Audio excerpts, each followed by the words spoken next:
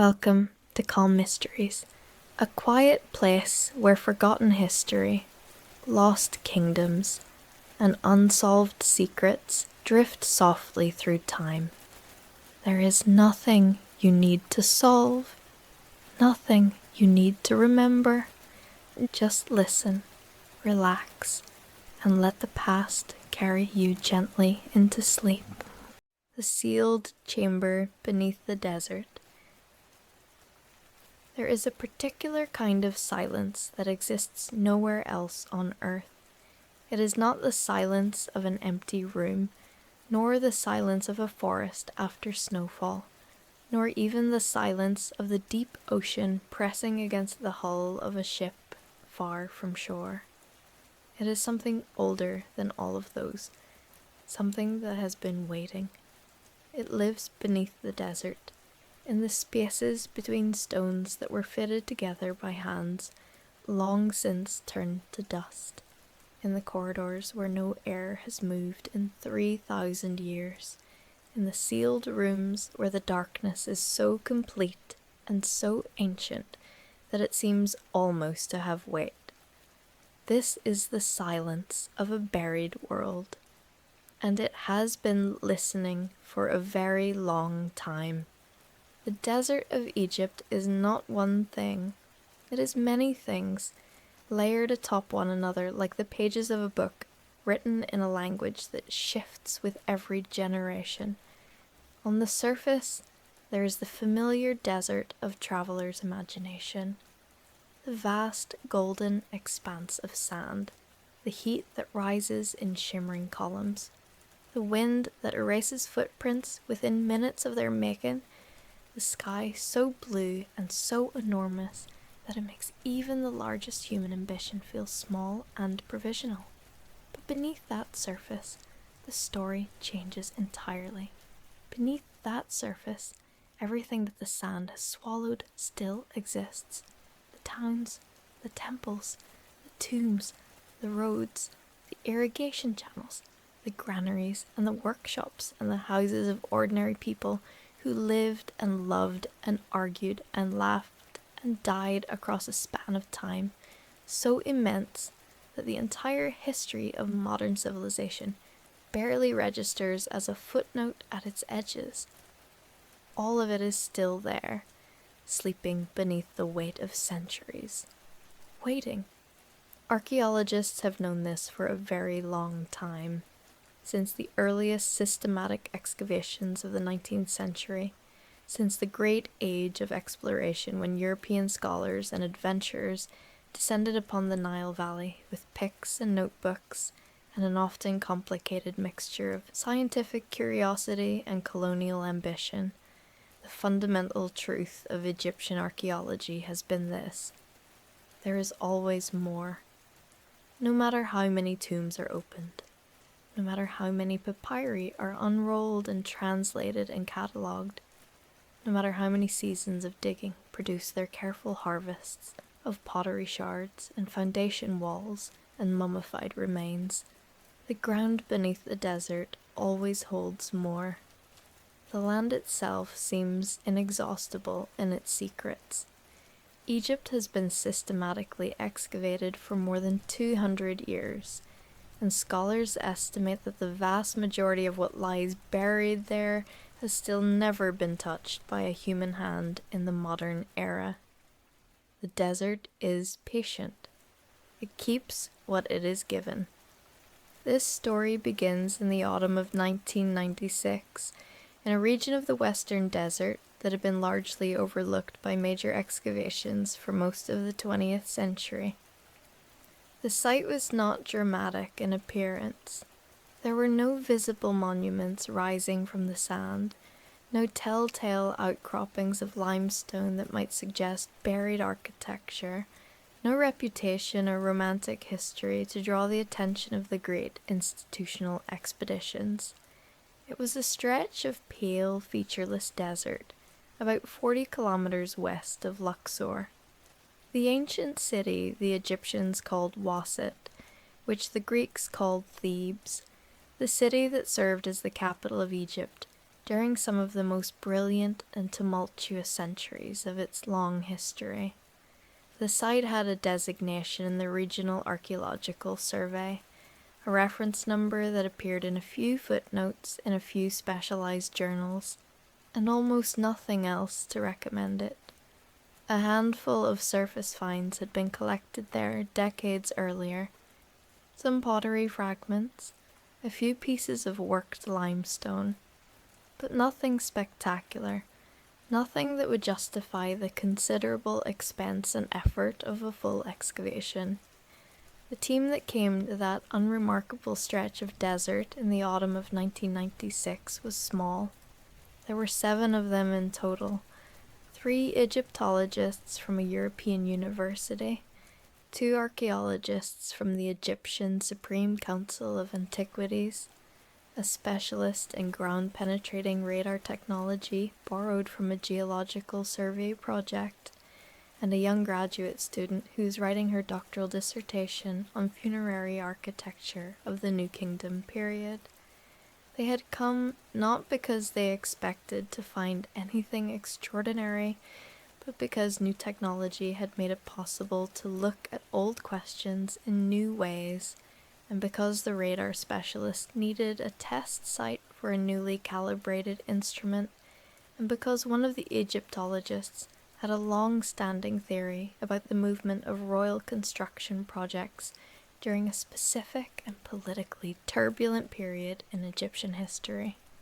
A theory that required him to systematically survey areas that had never attracted serious attention. The ground-penetrating radar did not work the way it does in the movies. There was no dramatic moment when a screen suddenly lit up with the outline of a vast underground complex, no sharp intake of breath, no trembling hand reaching for a radio to call in the discovery of the century. Instead, there was data, weeks of careful, methodical data collection, walking the instrument back and forth across the desert floor in overlapping grids, recording the signals that bounced back from the layers of sand and limestone and compacted sediment below, feeding the information into a computer program that slowly, tediously assembled a picture of what lay beneath the surface.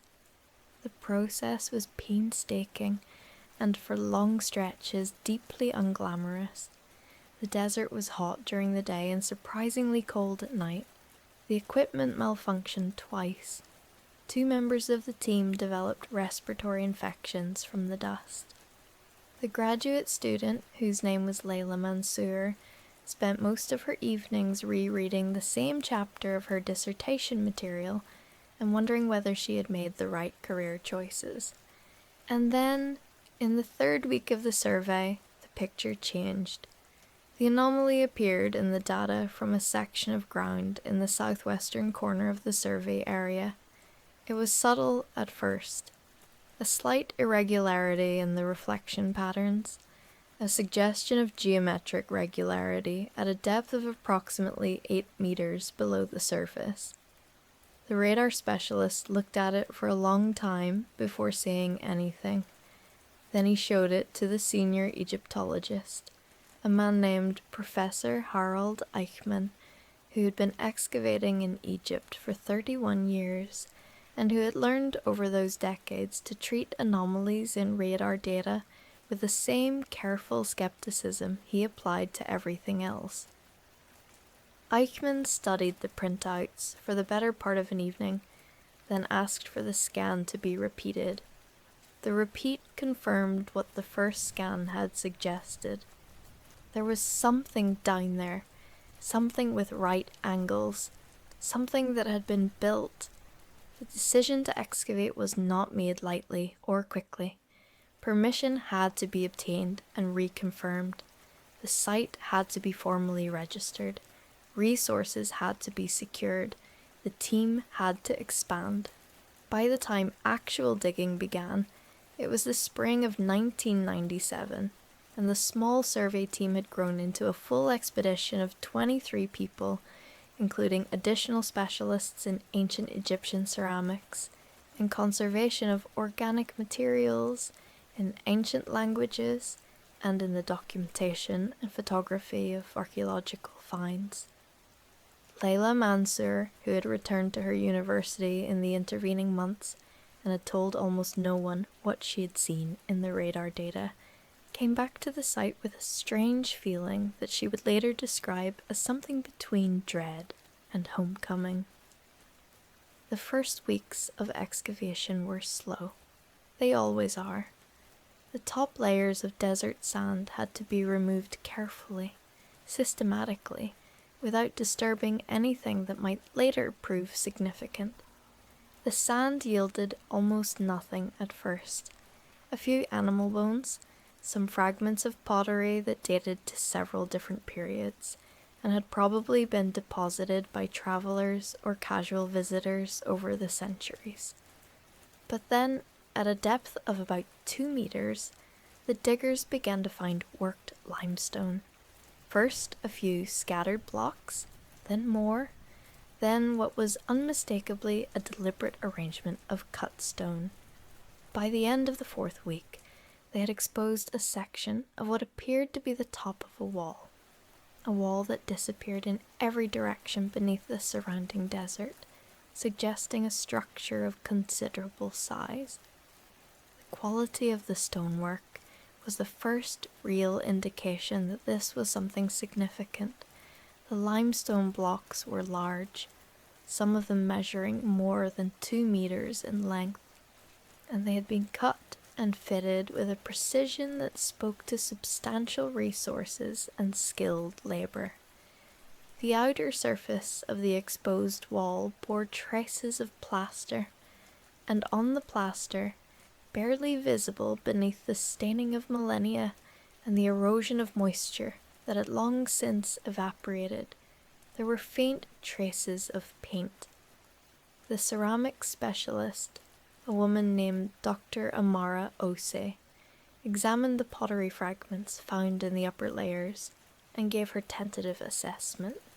She believed the deposit dated to the New Kingdom period, somewhere between the 16th and 11th centuries BC, with the most likely concentration in what Egyptologists call the 18th or 19th dynasty.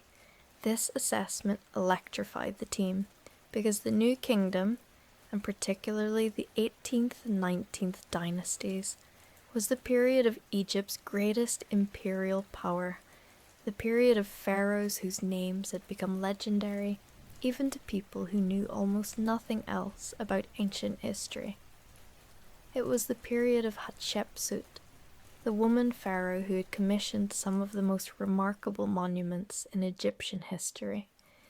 It was the period of Akhenaten, the heretic king who had attempted to overturn the entire religious order of Egypt and replace its vast pantheon of gods with the worship of a single solar deity, and who had been systematically erased from official memory by the rulers who came after him. It was the period of Tutankhamun, the boy king whose tomb, when it was discovered by Howard Carter in 1922, had produced the most spectacular collection of ancient artifacts ever found, and had ignited a worldwide obsession with Egyptology that had never entirely faded. It was the period of Ramesses II, the great builder king who had ruled for 67 years and had stamped his name on monuments from one end of Egypt to the other. This was the world that lay beneath the western desert, somewhere below 8 meters of accumulated sand and time. As summer approached and the heat became more punishing, the work slowed but did not stop. Shade structures were erected over the most sensitive sections of the dig. Work hours shifted to the early morning and late afternoon. Water consumption was carefully monitored, and the excavation continued its patient, methodical descent through the layers of the past. By midsummer, the team had exposed the exterior of the structure to a depth of nearly 4 meters below the ancient surface level, and they had determined that what they were dealing with was not a tomb in the conventional sense. Tombs of the New Kingdom royal tradition. The famous royal tombs of the Valley of the Kings, cut into the limestone cliffs on the west bank of the Nile, followed very specific architectural conventions. This structure did not. It was built, not cut. It sat beneath the desert surface rather than descending through rock. Its footprint, as far as they could determine, was roughly rectangular, perhaps 40 meters on its long axis and 25 meters across, and its construction, while clearly ancient, showed certain unusual features that Professor Eichmann had not encountered in 3 decades of Egyptian archaeology. The most unusual feature was the ceiling. As the team worked their way around the exterior of the structure, they found evidence that every possible point of entry had been deliberately, systematically, and with considerable effort closed. Doorways had been blocked with rubble and then plastered over. Junctions between walls and floors had been sealed with a reddish mortar that analysis would later show was a mixture of gypsum, natron, and crushed limestone, a combination that the team's chemical specialist described as unprecedented in her experience. And over these sealed points, in many places, there were inscriptions, not the decorative hieroglyphic texts that adorn the walls of formal Egyptian monuments, not the carved and painted proclamations of royal achievement, not the prayers and spells of the funerary tradition.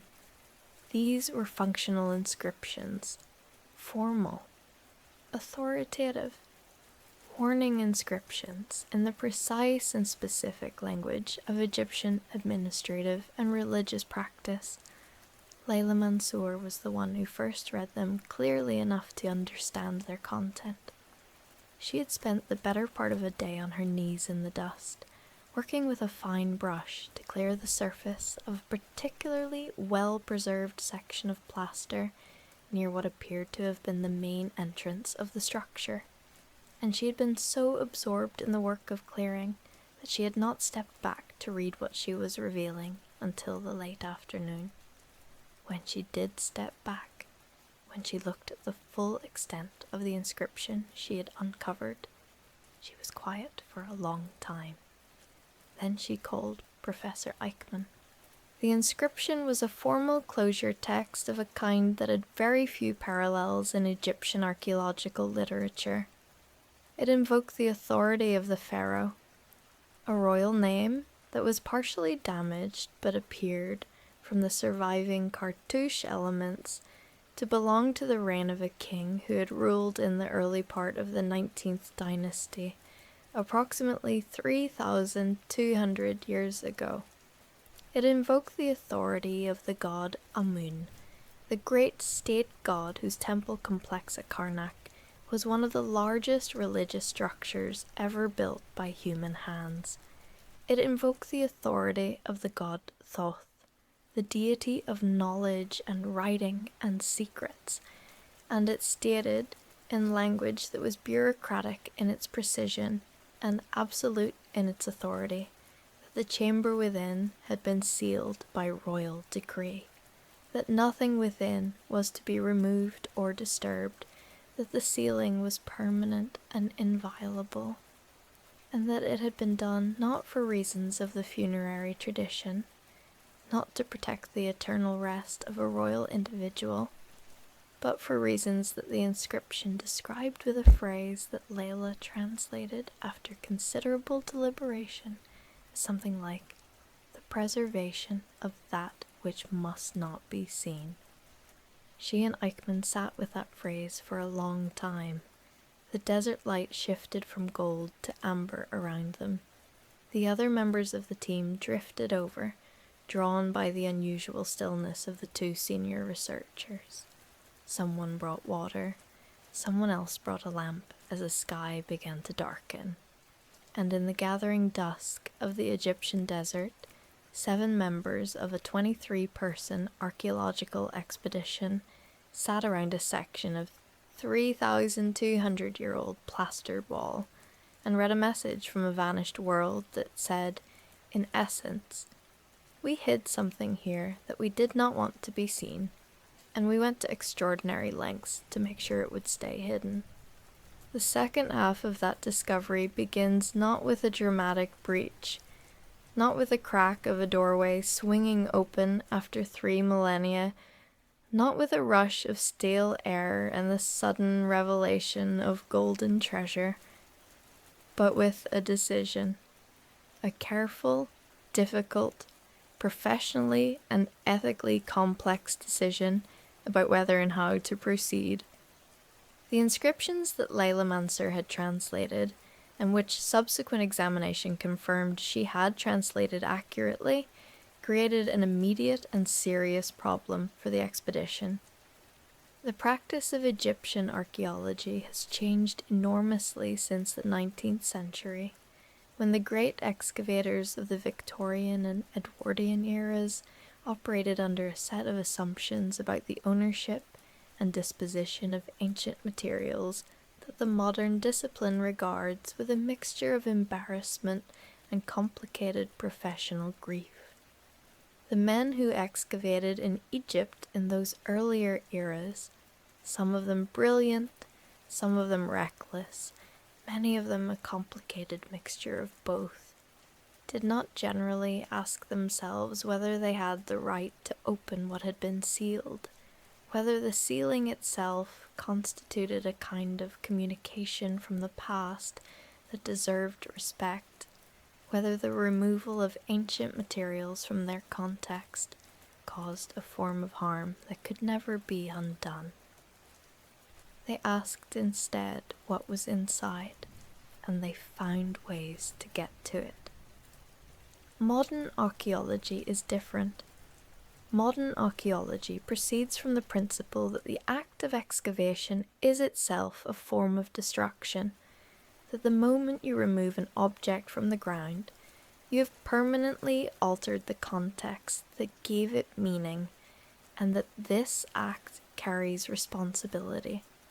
Modern archaeologists are trained to document before they remove, to justify their interventions, to consider the perspective of descendant communities for whom ancient sites are not merely academic puzzles, but living cultural heritage. And modern Egyptologists, working in a country whose relationship with the archaeological legacy of its own ancient past is both deeply personal and politically complicated, are particularly conscious of these obligations. The formal closure inscription on the sealed chamber created a question that the team had not expected to face. What do you do when the past tells you not to look? Professor Eichmann, who had navigated more than his share of difficult professional situations in 31 years of fieldwork, organized a series of meetings that stretched over the better part of 2 weeks. Representatives from the Egyptian Supreme Council of Antiquities were fully involved at every stage. Scholars from several Egyptian universities were brought in as consultants. The team's own ethical review committee, a body that every major expedition was by then required to maintain, convened formally and discussed the matter at length.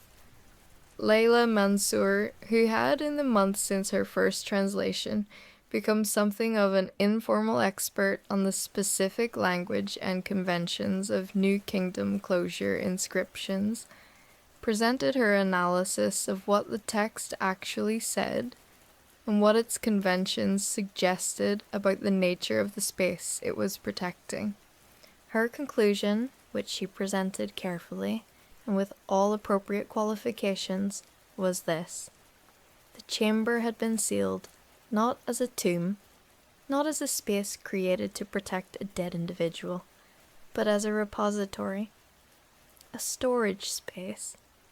Something had been placed inside it deliberately, and then the space had been closed with a level of formal authority and material thoroughness that was, in her assessment, without precise parallel in the documented record of ancient Egyptian architecture. The inscription's language, particularly the phrase she had translated as the preservation of that which must not be seen, suggested that the contents were not dangerous in a ritual sense, not a space avoided because of curses or spiritual pollution, but rather that they were sensitive in a way that was political or historical, things that someone in the early 19th dynasty had decided the world was better off not seeing, or not seeing yet, or not seeing without proper context. It was that last possibility, not seeing without proper context, that eventually shaped the team's decision about how to proceed, because there was one more element of the closure inscription that Layla had noted but had not initially foregrounded in her analysis, an element that she had spent considerable time thinking about before she was ready to discuss it. Near the bottom of the inscription, in a section where the plaster was slightly damaged but still legible, there was a passage that she had at first read as a closing formula, a standard benediction of the kind that concluded many formal texts. But the more she looked at it, the more she thought it was something else. It was conditional. It described a future circumstance under which the sealing could be appropriately revisited. The language was archaic even by the standards of its own period, reaching back to older grammatical constructions and older vocabulary, and it spoke of a time when the wisdom necessary to understand what lay within would have returned to the world. This was, of course, a deeply ambiguous formulation. The ancient Egyptians had a complex relationship with time. They thought in cycles, in vast recurrences, in the return of divine order after periods of chaos. And their formal texts often contained conditional statements of this kind that were more theological than practical. But there was something in this particular passage that struck Layla as unusually specific. It did not speak of divine intervention or cosmological realignment. It spoke of people, of the return of people who could read what had been written, of scholars effectively, or at least of beings capable of understanding the full context of what they would find. It was perhaps a generous reading, perhaps overly generous, but it was the reading that eventually, after much deliberation, helped the team and the Egyptian authorities reach their decision. They would enter the chamber. They would do so with every possible precaution, with the most careful documentation, with the full involvement of Egyptian institutions at every step, and with a profound commitment to preserving not just the physical contents of the space, but the integrity of its context. They would try, as best as they could, to honor what the inscription said, to look with wisdom rather than mere curiosity, to understand before they removed, to be worthy, in whatever modern sense was available to them, of the conditional permission embedded in that ancient text. The entry team was small, 6 people, chosen for their specific expertise and their experience with the particular challenges of entering sealed ancient spaces. Layla Mansour was among them, as was Dr. Ose. The entry took place on a morning in the early autumn of 1997, almost exactly a year after the first anomaly had appeared in the radar data. The initial breach was made not at the main entrance, which the team wanted to preserve as fully as possible, but at a secondary point that the radar data suggested was a later addition to the structure, a smaller doorway that appeared to have been sealed after the main closure, possibly during a period of subsequent maintenance or reinforcement of the site. The breach itself took most of a morning, because it was done with extraordinary care every fragment of plaster and mortar catalogued and photographed before removal, every displaced stone numbered and recorded in 3 dimensions. By early afternoon, a gap perhaps 1 meter wide and 1.5 meters tall had been opened in the ancient wall. The atmosphere that escaped was the first revelation. It was not the dramatic rush of bad air that popular accounts of Egyptian tomb openings sometimes describe. It was something quieter, a slow equalization of pressure, barely perceptible, carrying with it a smell that several members of the entry team would later attempt to describe and find they could not do so adequately. It was ancient, obviously. It was dry. It carried traces of something organic, resin perhaps, or the residue of ancient oils, and something mineral that the chemical specialist compared to the smell of very old limestone in the moment before it is wetted.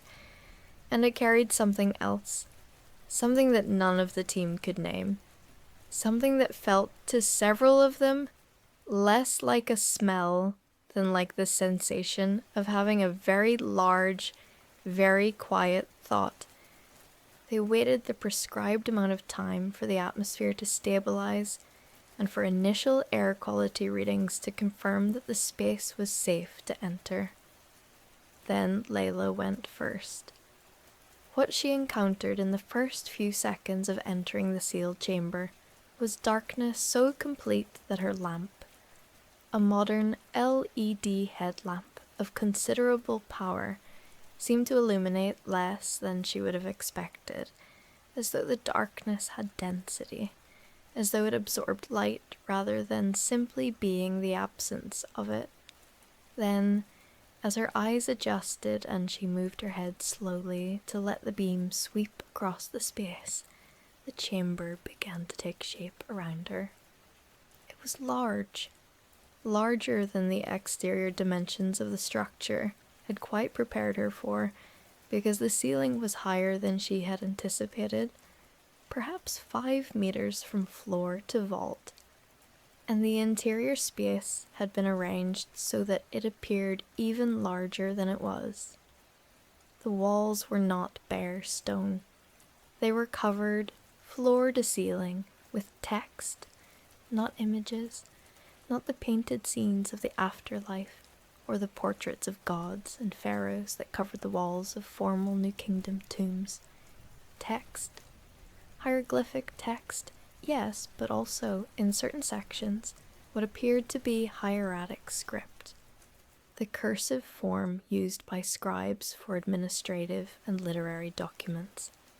And in some sections, something else entirely, a script that Layla did not immediately recognize, that appeared to belong to a different writing tradition altogether.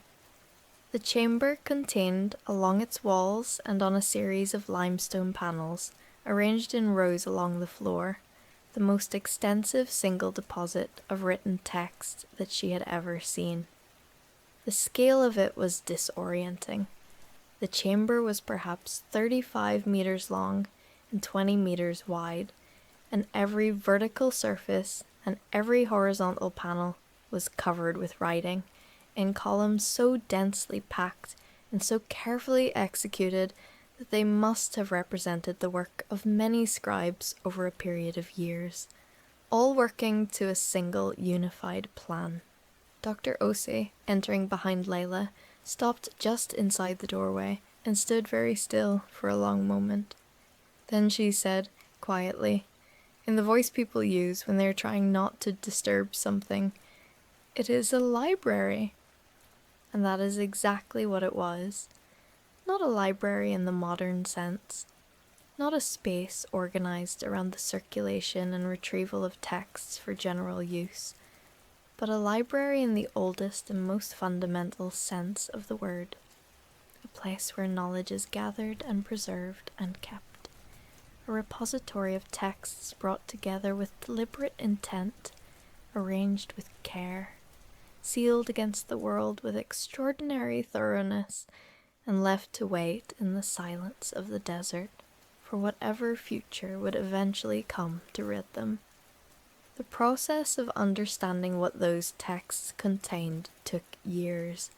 It is still ongoing in certain respects, because the scale of the deposit is such that complete analysis and translation will occupy scholars for generations. But the broad outlines of what the chamber held became clear within the first few years of work, and those broad outlines were, in the careful language of professional scholarship, extraordinary. The chamber held documents from across a span of nearly 900 years of Egyptian history, from the early 18th dynasty in the 16th century BC to the period of its sealing in the early 19th dynasty, approximately 1300 BC. The documents had been gathered from multiple sources, from the great temple archives of Karnak and Luxor, from the administrative centers of Memphis and Heliopolis, from sources that appeared to represent institutions and collections that no longer existed anywhere else in the archaeological record. Many of the texts were copies of things known from other sources: religious hymns, administrative records, literary narratives that Egyptian scholars had encountered in other forms elsewhere. But a significant portion of the texts, the most senior member of the translation team, eventually estimated somewhere between 1/5 and 1/4 of the total deposit, were things that had no parallel anywhere in the known corpus of ancient Egyptian literature. These were the texts that changed everything. Some of them were administrative documents, records of transactions and decisions and appointments that filled in gaps in the historical record of specific reigns with sometimes startling precision. There were, for example, detailed records relating to the reign of Akhenaten, the heretic pharaoh whose religious revolution had been so thoroughly suppressed by subsequent rulers that the official Egyptian historical tradition had simply excised him, replacing his name with blank space or the names of his predecessors and successors. The documents in the sealed chamber did not restore Akhenaten to official Egyptian memory.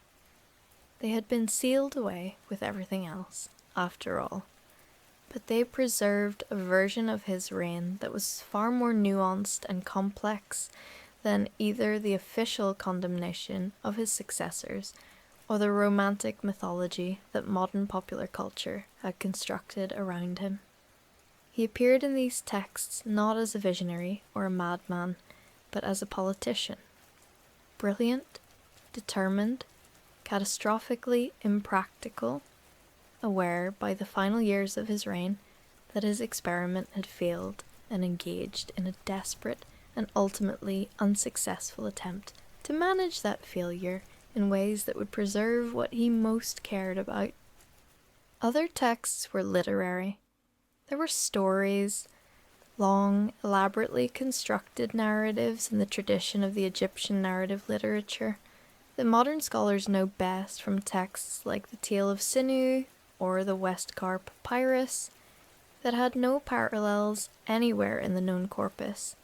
Some of them were straightforward tales of adventure and romance, stories of journeys to foreign lands, of love affairs between characters of different social stations, of encounters with gods and monsters, and the ambiguous figures that populated the margins of the Egyptian imagined world. But others were more difficult to categorize. They dealt with questions of knowledge and power and the ethics of preservation in ways that suggested a level of philosophical sophistication that the conventional scholarly narrative of ancient Egyptian thought had perhaps underestimated.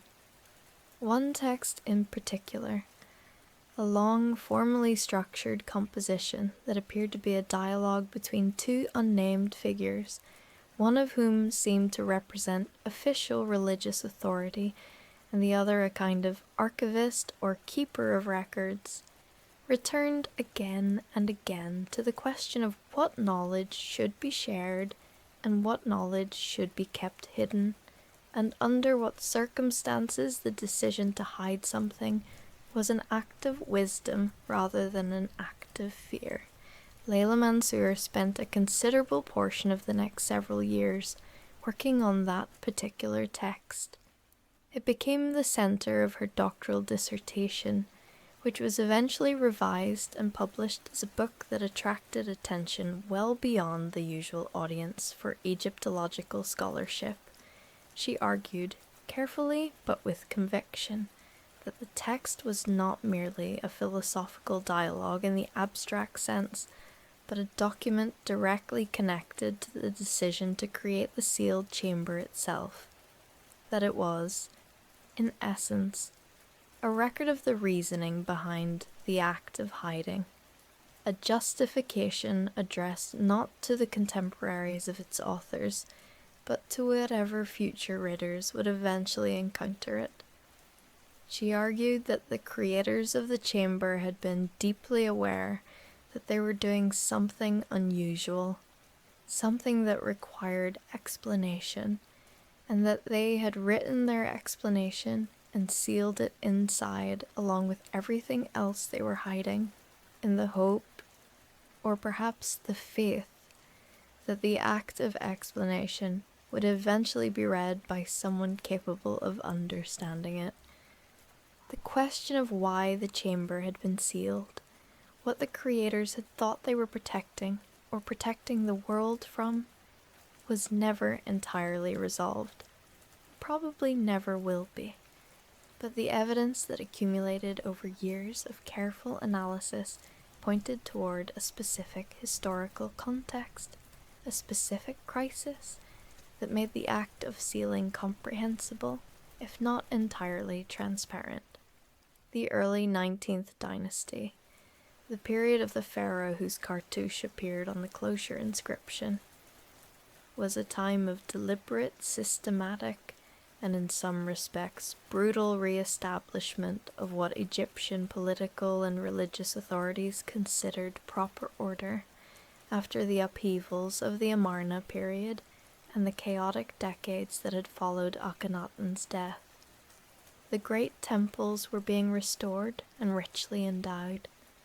The names and images of the heretic pharaoh and his immediate successors were being removed from monuments with chisels and hammers. The official historical record was being carefully revised to present a seamless narrative of proper royal succession and divine favor, a narrative that had no room for the catastrophic detour of the Amarna years.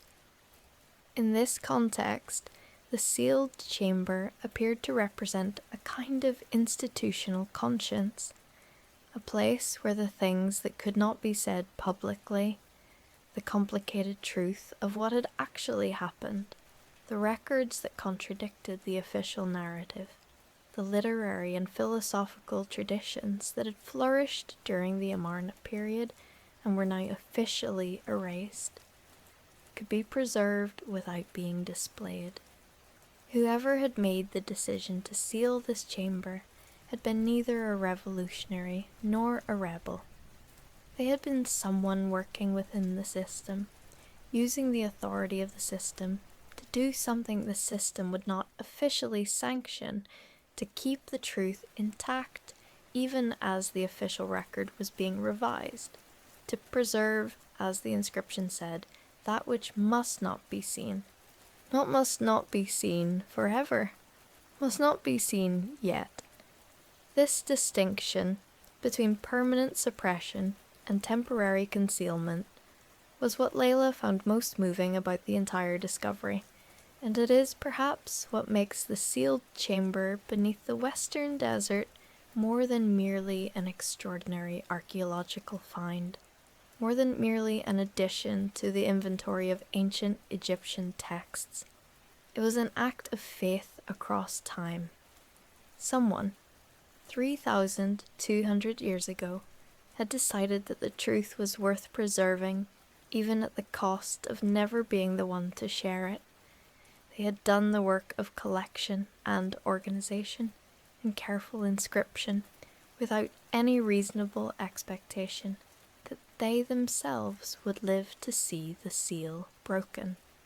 They had prepared the texts with extraordinary care, had sealed the chamber with extraordinary thoroughness, and had written their conditional permission into the closure inscription. The passage that said, in effect, when the time is right, when those who can understand this have returned to the world, they will find their way here, and what we have kept for them will be waiting. They were not wrong. They had simply underestimated how long the wait would be. 3,200 years, give or take a generation. 3,200 years of desert silence, of accumulated sand, of the slow and indifferent passage of seasons and dynasties and civilizations, of the rise and fall of empires that the people who sealed that chamber could not have imagined, of languages born and dying and born again in new forms, of technologies that would have seemed like the workings of gods to those ancient scribes. And then, on a morning in the early autumn of 1997, a young woman carrying a modern lamp stepped through a carefully opened breach in a 3,000-year-old wall and found, in the darkness, what someone had left for her. The work of translation and analysis that followed the opening of the chamber is ongoing. New techniques for imaging damaged text have recovered passages that were invisible to the naked eye. Scholars from dozens of countries and dozens of disciplines have contributed to the understanding of what the chamber contains. The Egyptian institutions that oversee the site have developed a model for this kind of collaborative international scholarship that has itself become a reference point for how the discipline handles major discoveries of sensitive material. The physical chamber is preserved and monitored, its atmospheric conditions carefully controlled, its contents documented in multiple formats. Nothing has been removed. The texts are read in place, recorded, analyzed, and returned to the silence from which they came. Leila Mansour, who is now a senior professor at a major research university, and who is widely regarded as one of the foremost authorities on New Kingdom administrative texts, still visits the chamber every few years. She goes, she has said in interviews, not always with specific research goals in mind, but because there is something she finds clarifying about standing in that space, about being in the room where someone 3,000 years ago made the decision to trust the future rather than fear it. The chamber is as dark as it ever was. The silence is as deep. The texts on the walls, lit now by careful modern lamps, still speak in a language that most of the world cannot read, still carry knowledge that will take generations more to fully understand. But they are no longer sealed. The desert gave up its secret.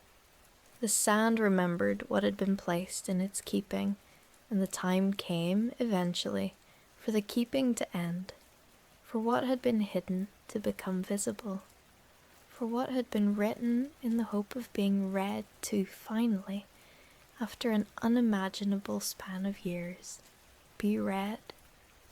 There is a particular kind of privilege in reading something that was written for you across 30 centuries of silence, written in the faith that you would be worthy of it, that you would come with the wisdom to understand what you found, that you would be the future that the past had trusted. The people who sealed that chamber did not know your name. They did not know your language or your century, or the shape of the world you would inhabit, but they knew, or they believed, or they hoped, with the full weight of their intelligence and their care and their love for what they were preserving, that you would come, that the silence of the desert could be trusted, that the truth, buried deep enough and sealed carefully enough and kept with enough faith, would survive until it could be heard.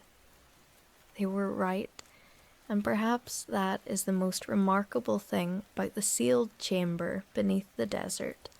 Not what it contained, though what it contained was extraordinary enough to reshape the field of Egyptology and to illuminate 3,000 years of history with entirely new light.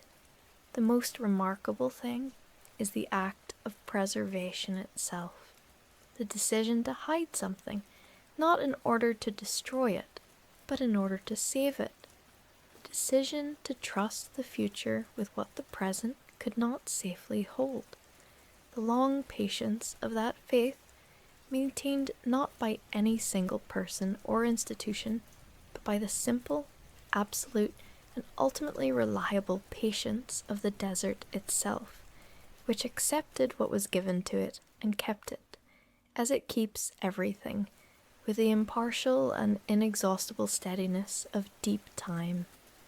Sleep now, and let the desert keep its vigil. Let the silence settle back over the ancient stones, over the careful writing on the walls, over the slow accumulation of years in sand and starlight that covers and conceals and preserves. Somewhere beneath the western desert, the chamber breathes in the darkness, its walls still covered with the words of a world that trusted us to listen. And we listened, and the words were there, exactly as they had been left, waiting with the infinite patience of something that has never doubted it would be found,